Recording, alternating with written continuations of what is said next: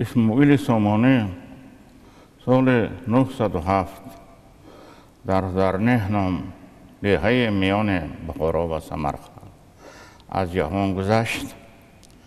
او را به بخارا آورده در همان مقبره که تا امروز وجود دارد در همان جا به خاک سپردند.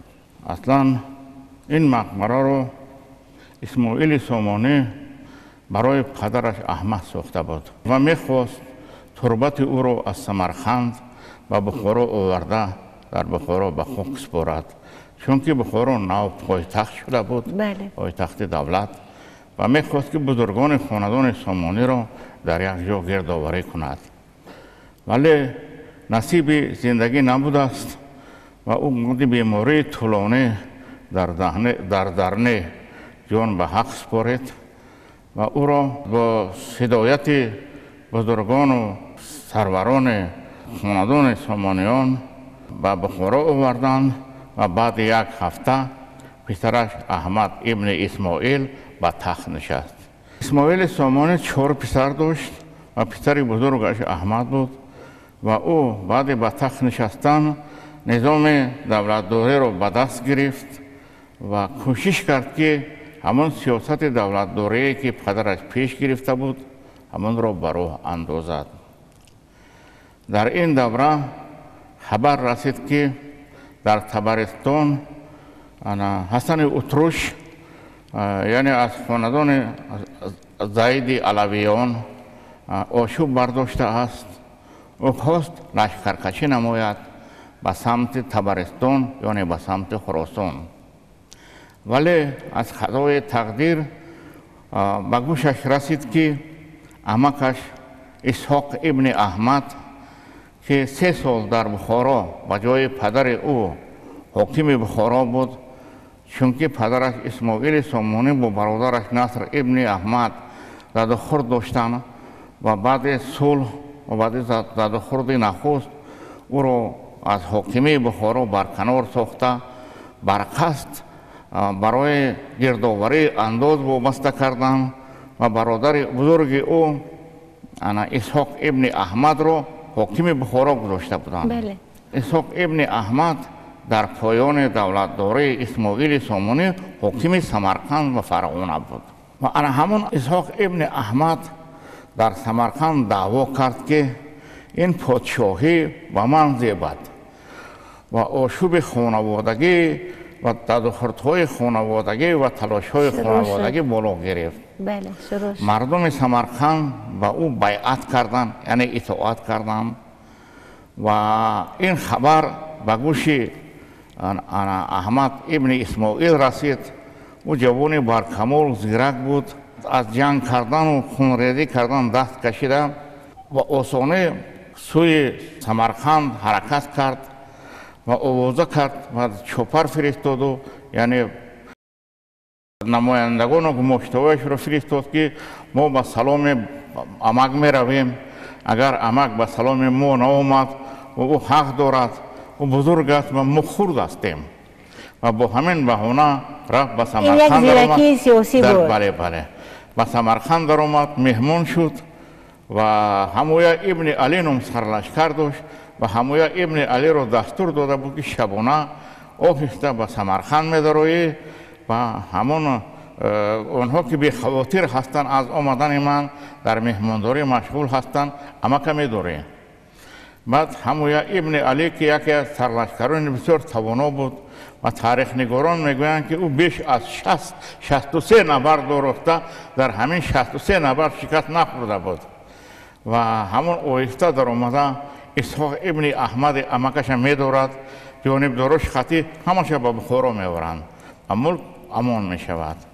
او عمکش را به زندان می‌افکند، یعنی احمد ابن اسماعیل، و بعد درخواست چندین بزرگان عمکش آزاد می‌کند. سال 911 باز برگشته به سمرقند و به فرغانه حاکم می‌ماند و پسرش منصور ابن اسحاق را، پسر کلانیش منصور ابن اسحاق را والی نشاپور می‌گذارد، والی خراسان می‌گذارد که همون کینه و کدورت از دل عمکش بیرون برآید و سپس او حرکت میکند که لشکر بکشد به سمت خراسان تا که حسن اتروش ابن علی را سرکوب نماید و از همین لحاظ او یکی از سرلشکران توانایش را به سمت خراسان میفرستد.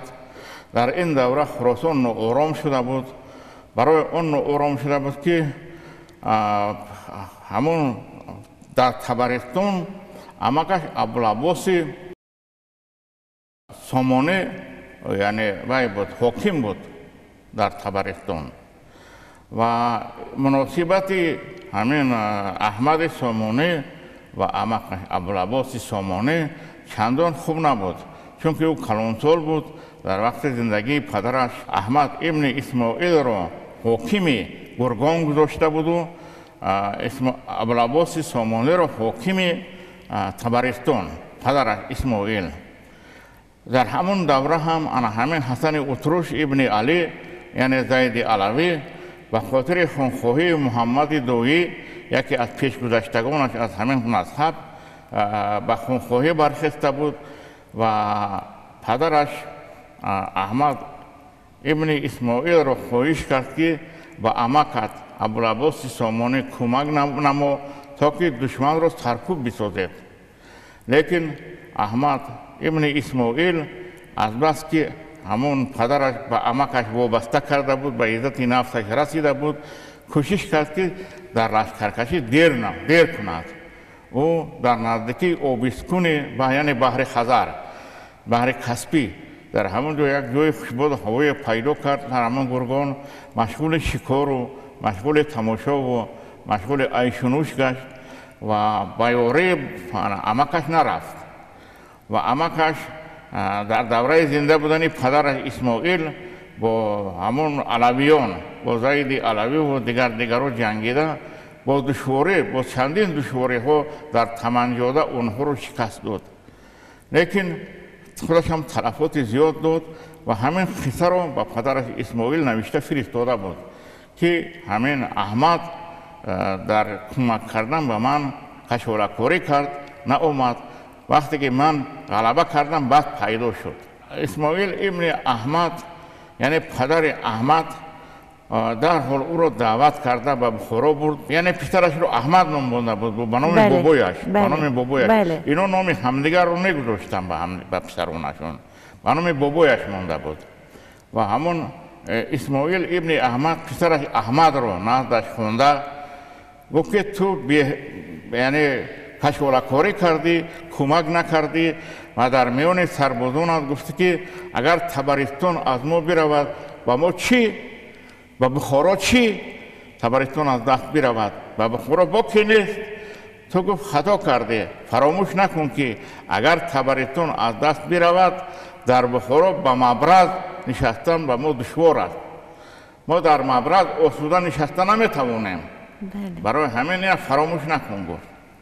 و این پند در گوش پسرش احمد ابن اسماعیل نشستگی بود. وقتی که بعد مرگ پدرش یعنی سال 911 این آشوب‌ها سر زد و یکچند سرلشکرش رو با سروری وزیرش فرستاد و یک خطای بزرگ کرده بود که بعد همین 1 سال پادشاهی و 2 سال پادشاهی عمکش ابوالعباس سامانی رو از والگی طبرستان برکنار کرد و در اونجا یک غلام داشت با نام سلام ترک. همون غلام رو به جای عمکش ابوالعباس سامانی والی طبرستان و گرگان گذاشت. از بس که غلام ترک بسیار مرد همین چشم تنگ و حریص بود و 1 سال نگذشته مردم به آشوب خفتند، دعوا کردند که این چرا آوردی به ما سرور ماندی، این به مال ما دست درازی میکند، به ناموس ما دست درازی میکند. بس سلام ترک رو برکنار کرده، عمکش رو برگردونده آورد. لیکن عمکش سال 911 وفات کرد. عمکش بیمار بود وفات کرد و به جای عمکش باز یک ترک دیگر رو به نام سالوک گذاشت، سالوک محمد. و باز همون آشوب‌ها در طبرستان و در گرگان بالا گرفتند. زیدیان باز سر برداشتند و سالوک در این نبردها شکست خورده به طرف ری فرار کرد. در ری لشکر داشته سالوک محمد بود و مقابل همون زیدیون لشکر کشید و در نبردها دوم بار مغلوب شد و بعد مکتوب نامه نوشت به احمد ابن اسماعیل که وضعیت ناخوب است، ما 2 بار شکست خوردیم، نمیدونم چیکار کنم، اگر علاج باشد به ما لشکر و مبلغ و چیز علاوگی فرست، یاری علاوگی. بعد این همون وزیرش رو فرستاد. وزیرش از قضا در راه در مرو کشته شد و این ناچار مونده خودش آمد. گفت من خودم لشکر میکشم و خاک تبرستان و گرگان را گفت در خلطه‌ها بار کرده و بخارا میبرم. همین خیلی دهن کلونی کرد و در فراب لنگر داد. لشکر رو نگران بود که لشکر هماغون شود و بعد سپس لشکر کشی کند به سمت گرگان و تبرستان. بله. از قضا یک وزیر داشت به نام ابوالحسن دهقان. همون ابوالحسن دهقان ترک‌ها را نقد نمیدید، لشکران ترک را. بنابراین بین ابوالحسن دهقان و بین همون سرلشکران ترک ناراضگی ها بود و همین ناراضگی ها به آن آورده رساند که همین از بالای ابوالحسن دهقان که خزینه در دستش بود با احمد ابن اسماعیل شکایت بردن که این پاره میگیرد و حق ما رو نمیتید و حق ما رو میخورد و همون 20 گونه معاش در 3 ماه 20 درهم میدادن به هر لشکر. همون درهم ما رو کشالکاری میکنند. بعد این همون ابوالحسن دهقان رو نادش خونده گفت که من به شما آگاهی دادم که همین کار رو نکنید. میبینم که دوم بار تکرار کرده ایستاده. فرصت آن است که من شما رو به جزا بکشم. تهدید کرد و ابوالحسن دهقان از تهدید آن که کشته می شود 4 همون سپهسالار یک سپاهیان ترک را 8000 دینار زر سرخ داد به هر کدام 2000 دینار و گفت که همین سر احمد ابن اسماعیل رو همین شب میگیرد. از قضا مکتوبی همون سالوک آمدگی بود از رای. این احمد ابن اسماعیل مکتوب را خونده بسیار خشمگین شد، رو افتاده شد. گفت که تبرستان از دست رفت، گرگان از دست رفت، این سرلشکران من کاری از دستش نآمد. از این احوال مردن من به است. پدرم گفته بود که اگر تبرستان و گرگان از دست ما برود ما در مبرز افتاده نشسته نمیتونیم. همین گپی پدرش بیاد زد. یک شد و به خیمه در آمده دیگر کسی را قبول نکرد. تاریخ نگاران میگویند که او شیر داشت و در دهان خیمه همچون پاسبان میبست. شیر ها. او اما از کودکی شیربازی میکرد. شیر دستآموز داشت احمد ابن اسماعیل. همون شیر دستآموز را در خیمه بستن نمیگذارد. هر شب میبست، همون شبی که خواب بود نبست. شیر را فراموش کرد بستن شیر را و همون 4 غلام ترک حمله آورده شب سر احمد ابن اسماعیل را بریدن و فرار کردند. بعد مردم کمتر استاد که آفتاب برآمد، روز خیلی گذشت، کسی نمیداره. بعد در آمده دیدن که همون بسترش پر خون است و سرش بریده. بعد در حال گفتگو کردن، سرباز فرستادن و همون 4 غلام ترک رو یکی رو قپیدن، دیگر از فرار کردن و ترکستان رفت و سمت بلاسوگان رفتن. و همون اقرار کرد که همین ابوالحسن دهقان و همین خیلی وای کرده بود و ابوالحسن دهقان رو در همونجا به دار کشیدن اون وزیر رو و جسد احمد ابن اسماعیل رو به بخارا آورده در همون دیهه نوکنده میگویند در همونجا در کلار بخارا به خاک سپاریدن و این رو امیر شهید نام گذاشتند.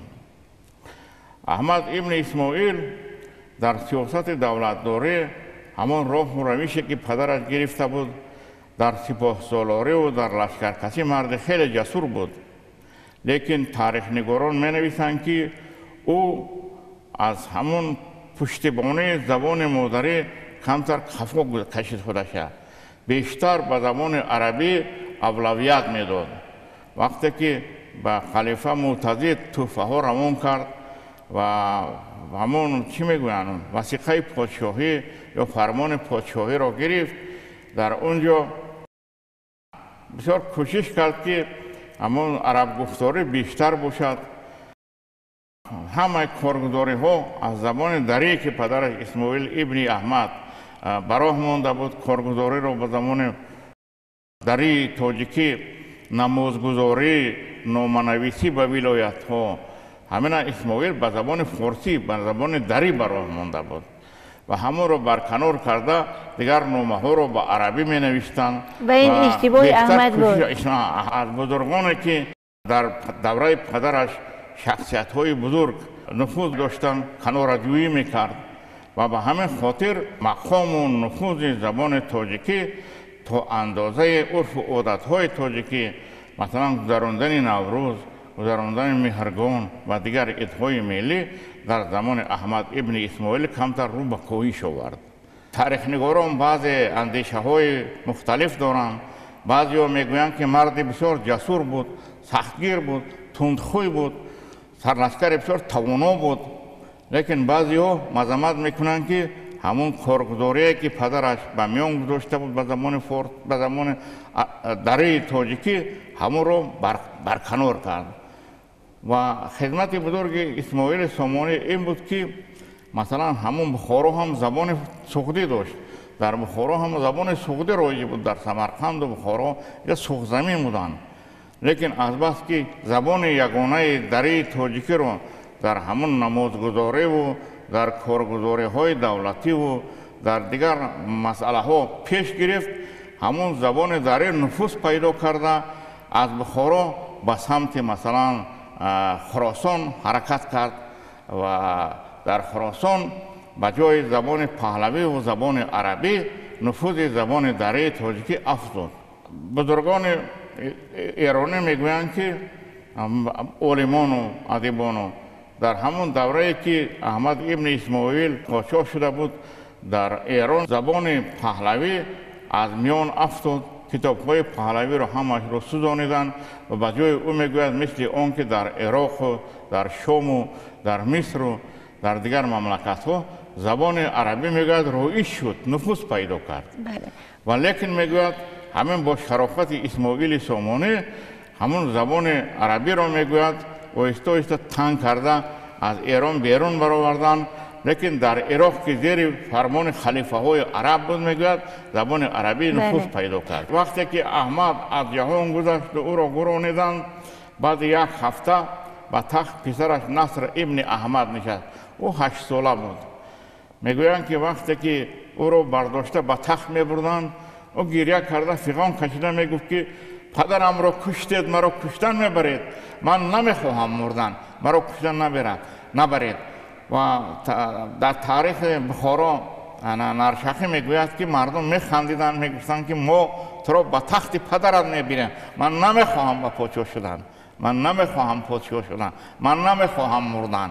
همین خیلی کودک 8 ساله میگفت یک روی میکرد. این سال 914 بود. من میکنم که آموختن همون سرنوشت خانوادگی و دولتداری سامانیان از روزنه تاریخ برای ما یک چی میگویم یک سبق‌های خوب تاریخ، پندهای خوب تاریخ را بر ما برمیگرداند. ما باید فراموش نکنیم که سامانیان به قول سید نفیسی پشتیبان نه فقط جهانبان بودند، نه فقط جهانبان دولت و ملت ما بودند، آنها جهانبان زبان و عرف و عادت و آیین و عنعنه‌های قدیمه ما را پاس داشتند. و امروز از آن سرفراز هستیم که با سروری پیشوای ملت محترم امام علی رحمان نوروز این جشن بین المللی اعلان گردید و مثلا سازمان ملل متحد و یونسکو نوروز را همچون جشن بین المللی اعتراف کرد. مهرگان هم همچون جشن بین المللی اعتراف شد. این همون شکوه و شهامات قدیمه نیاگان ما، همه عهد اسماعیل سامانی را در شکل نو، در لباس نو، با عنعنه‌های نو وابسته به مطابق زمان یعنی زنده گردانیدیم. ما باید همون عنعنه‌هایی که از بزرگان ما به ما میراث مانده است همون را پاس داریم، نه فقط پاس داریم، کوشش کنیم که در مجرای امروزه همگانه جهان متمدن در صف پیش باشیم، در آموزش علم. جوانان ما در آموزش زبان، در آموزش علم، در آموزش تکنولوژی نوین، در آموزش دستاوردهای انقلابی علم گام پیش گذارند. بله. وطن و ملت خویش را پشتیبانی کرده توانند. درباره ملت تاجیک با سر بلند سخن گفته توانند و از ملت خویش افتخار نمایند. ما باید افتخار کنیم که دولت داره ملی داریم. سامانیان سرآمدان ما هستند. بله. و درباره دو شخصیت بزرگ، اسماعیل سامانی و احمد ابن اسماعیل امروز سخن گفتیم و در برنامه آینده درباره نصر ابن احمد پسر او که به تخت نشست درباره اون سخن میگوییم و کوشش میکنیم که درباره سرنوشت و سرگذشت و مثلا کارنمای و باخت‌های خاندان سامانیان و خوانندگان محترم و تماشابینان محترم و آنهایی که شوق و رغبت آموزش تاریخ دارند صحبت نماییم. و برای همین این پندهای آموزنده هست.